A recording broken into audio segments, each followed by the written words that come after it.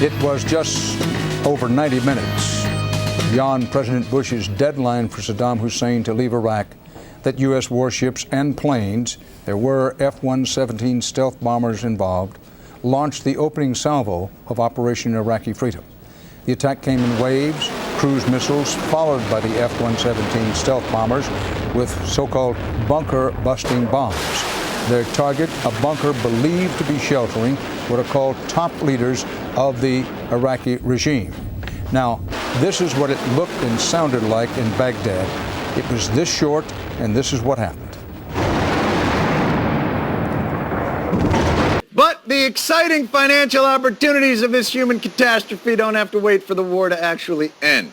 The government has already begun handing out contracts to corporations to clean up and rebuild the country we haven't finished bombing yet. Yesterday, for instance, the Army awarded a multi-million-dollar contract to pay for extinguishing oil fires and repairing oil infrastructure. Who got it? Well, let's see. Let's hear the drum roll, please.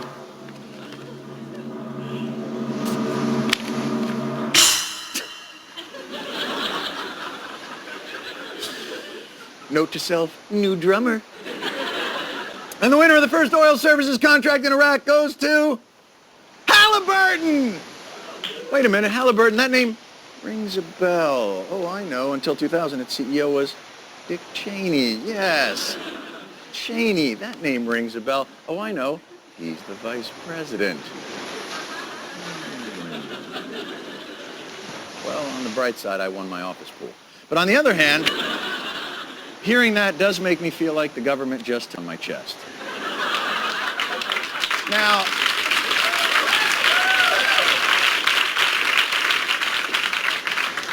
by the way, for those of you at home who might have missed that, I said. Of course, Halliburton has refused to divulge the monetary value of that contract, though according to a spokesman, quote, we're going to do all right on this one. If I put my tinfoil hat on when I talk about these interventionist foreign policy wars and regime change wars, the tinfoil hat thinks military-industrial complex. Yeah. People being asked or forced into making decisions that benefit these giant corporations that make weapons and profit off of war. Yeah. This is the worst case scenario in terms of conspiracy theories. The idea that someone wants war so that they can make money and they don't care if people die, even needlessly.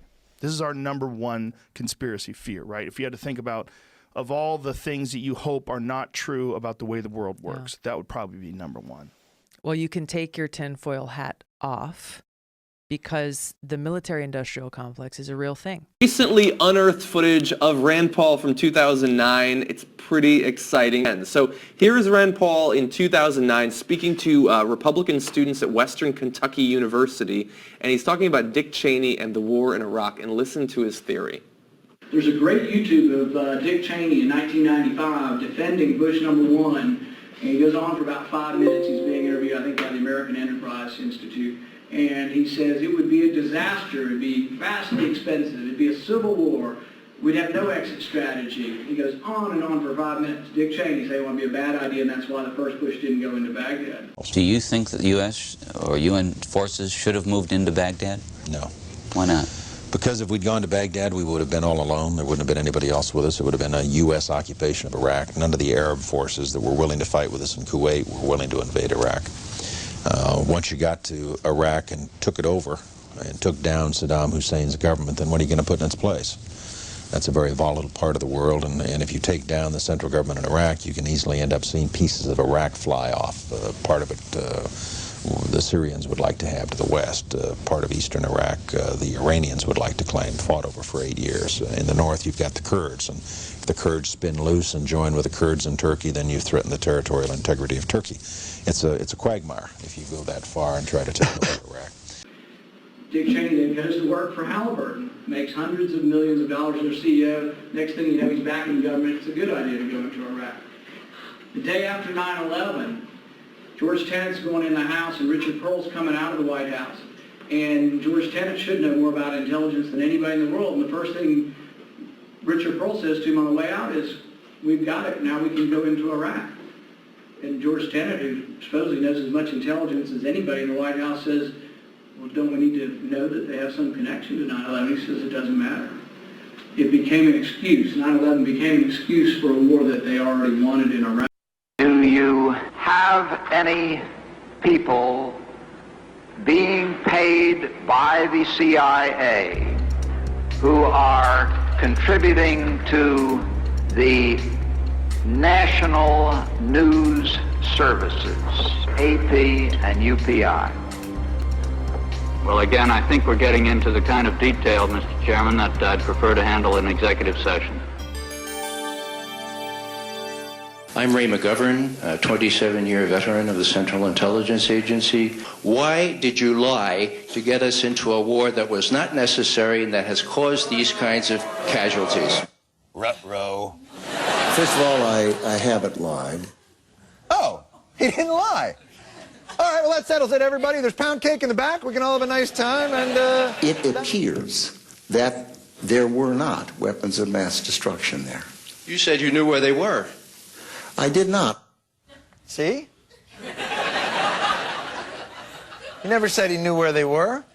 We know where they are. They're in the area around Tikrit and Baghdad and east, west, south, and north somewhat. So the Secretary of Defense caught in a contradiction about weapons of mass destruction.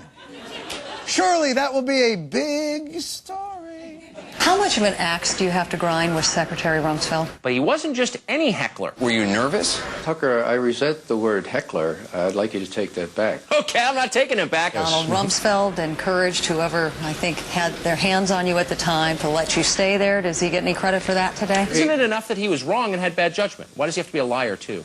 Well, you know, that's the question you'd have to direct to him. But won't. Right after 9/11, people were asked about Iraq, and only about 16% felt Saddam Hussein had anything to do with it.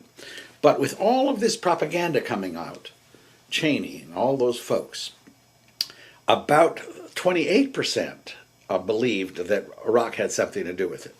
2 years after we invaded Iraq, close to 60%, 56% of Americans believed a delusion. What did Iraq have to do with what? The attack on the World Trade Center. Nothing.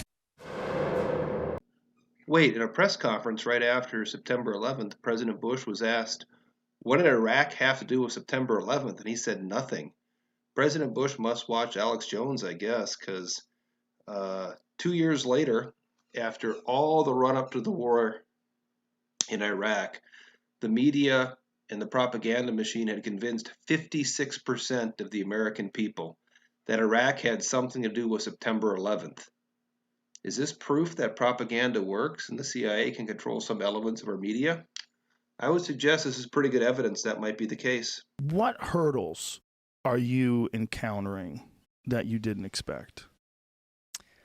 You know, a lot of what's happening are things that we kind of did expect. You know, the smear campaigns, the misinformation campaigns. Now we're doing a phony war again. There's a false flag in Syria. Why are we in Syria? Nobody tells you. We're there because we want to help people. While we're killing kids in in Yemen, Iraq, Libya, Afghanistan, no matter where they are, we'll kill them. We want a torture facility in Cuba, but we're in Syria because we care about people. We're in Syria because there's a pipeline they want to put through it. That's why we're there. And Tulsi Gabbard comes on TV to talk about it in a real way, like, hey, let's have peace because this is crazy. We did this in Iraq. Look how it turned out. We did this in Afghanistan. Look how it turned out. We're doing this in Libya. We did it in Libya. Look how it turned out. We want to do it again in Syria. Let's not do this. What are you going to replace Assad with? And why do you want to overthrow him in the first place? Why are we teaming up with ISIS and Al-Qaeda in Syria? These are all talk about on the news. The news won't tell you that it's ISIS and Al-Qaeda we're working with to overthrow Assad. Yeah, we're training them and arming them. ISIS and Al-Qaeda. I bet that works out great. So when we get rid of Assad, who are we going to replace him with? ISIS and Al-Qaeda. So here's Tulsi Gabbard come on and say, hey, this is all crazy. Listen to what she says. An investigation for these horrific chemical weapons attacks. I'll be the first one to denounce him. But the key is now with President Trump's reckless military strikes last night, it flew directly in the face of the action that the UN was working on at that time to launch an independent investigation, to find out exactly what the facts are, who was involved and who was responsible. So that seems pretty sober. That seems like, oh, thank God a grown-up came into the room and she said, hey, let the UN do their investigation. Let's find out what the facts are before we, I don't know, start a war. Maybe we find out what the facts are before we launch Tomahawk cruise missiles into someone else's country and maybe start World War III. Maybe we do that. We wait for the UN to investigate. Sounds pretty, doesn't that sound rational to you guys? Sounds perfectly rational. That sounds rational. You have a master's degree. You're a teacher. That sounds rational. Sounds sensible, certainly. You're a business owner, Dave. It makes sense. Sounds. Even though shooting first and asking later has always worked out swimmingly for the United States, I feel like this time, yeah, I'm with that too. So she's saying exactly what Ron said. Let's not shoot and ask questions later like we did in Iraq and Libya. Let's wait. Let's wait. Let's get the... You know, remember like in 2013 when there was a false flag gas attack back then that was proven to be a false flag?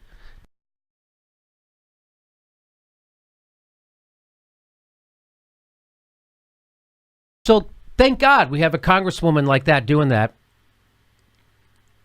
Here's the thanks you get for doing that, for calling for sober investigations and not rushing to war. Here's the thanks you get from that. Now, these aren't right-wing maniacs. Here's your left-wing warmongers. That is Hawaii Congresswoman Tulsi Gabbard. She's an Iraq vet and member of the Foreign Affairs Committee, and she's casting doubt on the president's claim that the Syrian government was indeed behind the chemical attack that killed as many as 100 people last Tuesday. Let's bring in Howard Dean, former Vermont governor, former DNC chair. And Howard, how do you respond to Tulsi Gabbard? I think it's outrageous. There's a long, well-known history, both in our Intelligence Committee, Amnesty International, Doctors Without Borders. Every single one of these agencies has said that Assad is using chemical weapons. So then, yeah, I guess you would be for an investigation because you'll know how it's going to turn out. The investigation will prove that it's definitely him, and then we get to live by our standards of having an investigation before we invade another country. Remember how we did in Iraq? We were all sure. Everybody was sure. There could be no doubt. We were all sure. And by the way, this is a guy who was an anti-war candidate, ran against the Iraq War. He used to say he's from the Democratic wing of the Democratic Party. And here he is, couldn't be beating the war for drums more and more irresponsible. Is there a bigger menace to the country than someone who beats the war for drum and shames someone who calls for an investigation before we bomb someone? So this is war propaganda at the top of their lungs at 1,000 miles an hour. This is war propaganda from a guy who used to be the head of the Democratic Party and now given a free seat on mainstream news media because he's willing to say this all day long and wag his finger at a veteran. A veteran. Tulsi Gabbard is a veteran who's calling for peace, and this piece of garbage, Howard Dean, and he is sitting there going to shame her. Let's listen to some more. Some might call Howard Dean a draft dodger, too, FYI. Is he? Maybe. Why don't you go to war, Howard? Howard, when did you go fight in a war? Did you ever do that? Maybe you should shut up then, you warmonger. Imagine how you could make a statement like that, especially being on the Foreign Relations Committee. He said, I can't imagine how you can make a statement like that, telling the truth in front of our war propaganda machine. Why would you do that? You know you're going to be ostracized. You know we're going to do to you what we did to Ralph Nader.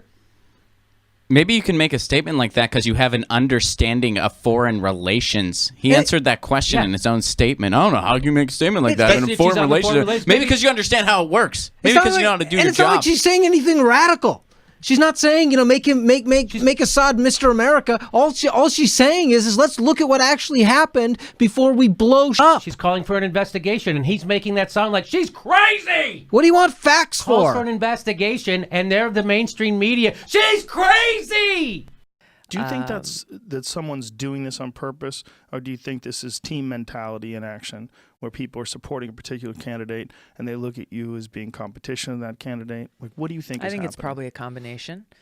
I'm challenging the establishment, challenging the status quo, challenging the foreign policy establishment, and challenging the political establishment in calling things as I see them, calling it straight, and speaking the truth, whether that be calling out leaders within my own party or leaders of the other political party.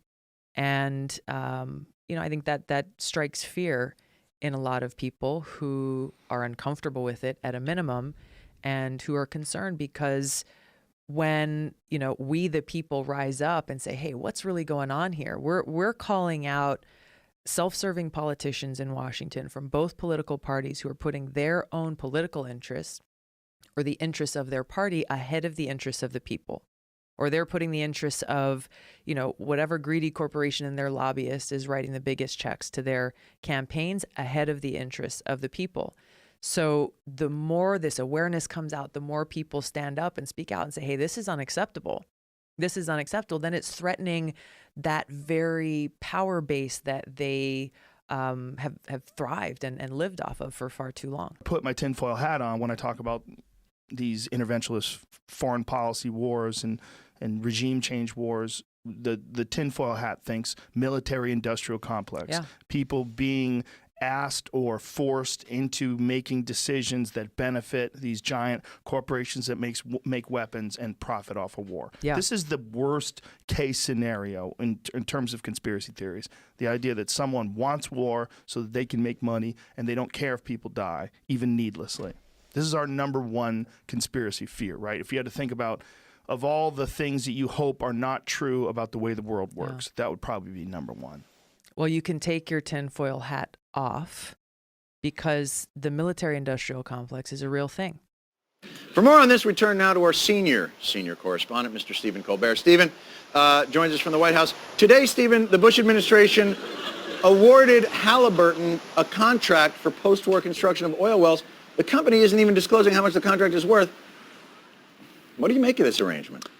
John, keeping in mind that Halliburton is a major contributor to the Republican campaign and that Vice President Cheney is its former CEO, this move by the government is extremely...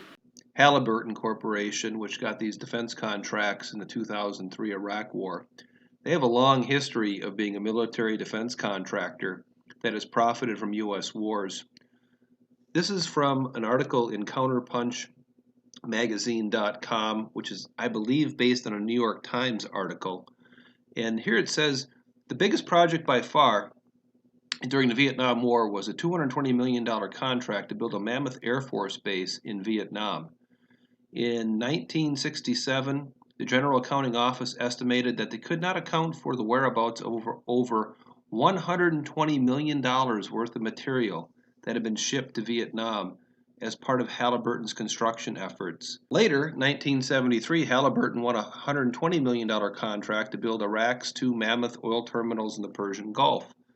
There was a war that broke out between Iran and Iraq in the early 1980s. That war was supported by the USA CIA. We helped arm Saddam Hussein and the Iraqis in their war with Iran. And one person who benefited from that was none other than the Halliburton Corporation that was called in to repair the war damage.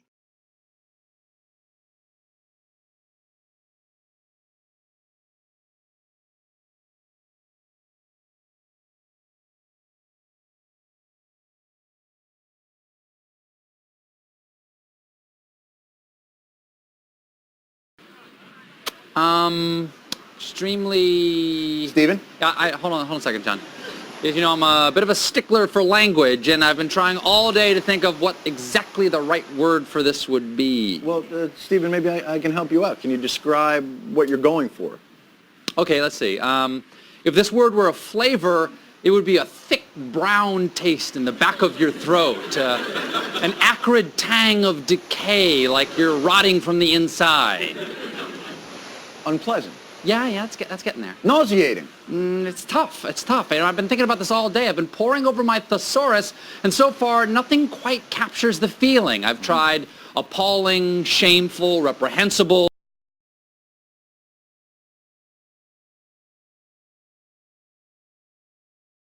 Later, in 1995, Halliburton got a $550 million contract to provide logistical support for U.S. forces in Bosnia, Croatia, and Hungary. and Halliburton got another $6.3 million contract to support our Air Force base in Italy.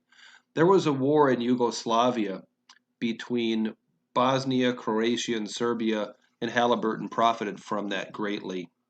One way they profited from that was they were buying plywood for $14 a sheet, and they were rebuilding schools and hospitals with that plywood and charging the U.S. government $85 per sheet.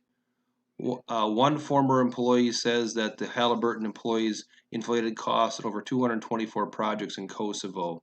Now, President Trump campaigned against regime change wars when he ran for president, but now he bows to the wishes of the neocons who surround him, clamoring for regime change wars that he claimed to oppose, this time in Venezuela and in Iran.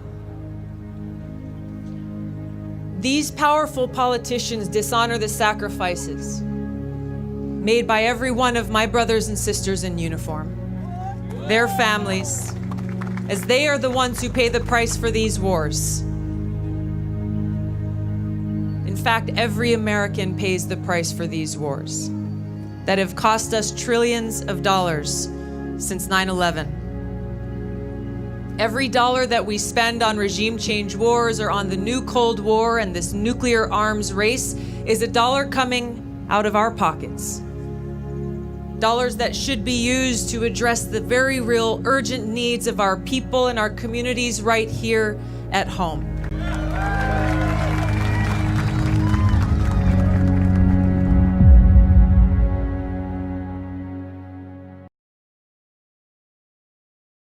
The big daddy of them all came during the Iraq War of 2003-4.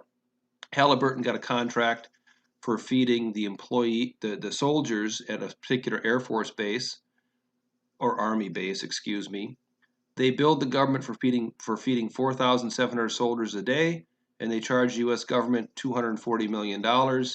Later, it turned out they had inflated the bill by over 200% because it was proven via paperwork they had never served more than 2,500 soldiers in any single day. The corruption of this Halliburton group is just unbelievable. And again, Dick Cheney, vice president under George Bush, George H.W. Bush's father, and Prescott Bush's grandfather are all linked to this Halliburton company. One of the biggest outrages in 2004, a Kuwaiti company called Altamia was charging Halliburton $2.65 per gallon, roughly 3 times the rate that the Iraqi oil ministry was charging for diesel fuel and gasoline in the country, and Halliburton was selling that to our U.S. military. We have been compelled to create a permanent armaments industry of vast proportions. Added to this, 3.5 million men and women are directly engaged in the defense establishment. Now, this conjunction of an immense military establishment and a large arms industry is new in the American experience. The total influence, economic, political, even spiritual, is felt in every city, every state house, every office of the federal government. We recognize the imperative need for this development, yet we must not fail to comprehend its grave implications. Our toil, resources, and livelihood are all involved. So is the very structure of our society. In the councils of government, we must guard against the acquisition of unwarranted influence, whether sought or unsought, by the military-industrial complex.